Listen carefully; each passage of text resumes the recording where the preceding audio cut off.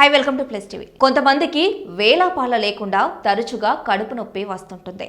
కానీ దీనిని సాధారణ ఆరోగ్య సమస్యగా భావించి చాలామంది విస్మరిస్తుంటారు. ఇది గ్యాస్, అలసట, ఆహారంలో మార్పుల వల్ల వస్తుందని భావిస్తారు.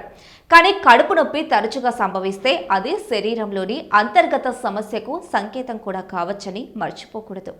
ఇటువంటి నొప్పితో పాటు కడుపులో మంట, బరువు తగ్గడం, వికారం, ఆకలి లేకపోవడం, తరచుగా విరేచనాలు లేదా మలబద్ధకం, ఉబ్బరం, అలసట వంటి ఇతర లక్షణాలు కూడా కనిపించవచ్చు. కొంతమందికి కడుపు నొప్పి సమయంలో తలనొప్పి, తల తిరుగుతున్నట్లు కూడా అనిపిస్తుంది.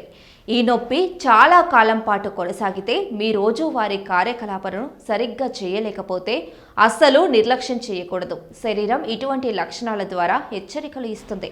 కాబట్టి తరచుగా కడుపు నొప్పి కనిపిస్తే ఇది ఏ వ్యాధి సంకేతమో, దానిని నివారించడానికి ఏమి చేయాలో నిపుణుల మాటల్లో మీకోసం. తరచుగా వచ్చే కడుపు నొప్పి వివిధ రకాల వ్యాధుల లక్షణం. వీటిలో IBS, inflammatory bowel disease, gastro oesophageal reflux disease, coeliac disease, bacterial ఇన్ఫెక్షన్లు, పిత్తాశయ రాళ్ళు, అపెండిసైటిస్, ప్యాంక్రియాసైటిస్, మూత్రపిండాల్లో రాళ్ళు వంటి ఎన్నో వ్యాధులకు కడుపు నొప్పి కూడా ఒక సంకేతం.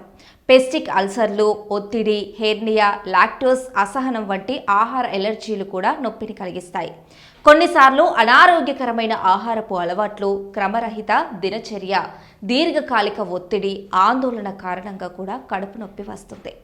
నొప్పి నిరంతరం ఉండి బరువు తగ్గడం, బలహీనత వంటి ఇతర తీవ్రమైన లక్షణాలు ఉంటే దానిని విస్మరించకూడదు. సరైన కారణాన్ని గుర్తించడానికి, సకాలంలో చికిత్స తీసుకోవడానికి వైద్యుడిని సంప్రదించాలి. కడుపు నొప్పిని నివారించడానికి ముందుగా మీ రోజువారీ అలవాట్లను మెరుగుపరుచుకోవడం చాలా ముఖ్యం.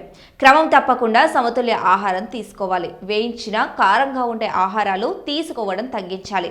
పుష్కలంగా నీళ్లు తాగాలి. ప్రతిరోజు తేలికపాటి వ్యాయామం చేయాలి. ఒత్తిడిని తగ్గించడానికి యోగా, ధ్యానం వంటి ఆరోగ్యకరమైన అలవాట్లను అలవర్చుకోవాలి. వీటన్నిటితో పాటు భోజనం తర్వాత వెంటనే నిద్రపోకుండా కాసేపు వాకింగ్ చేయాలి. శుభ్రతను పాటించాలి.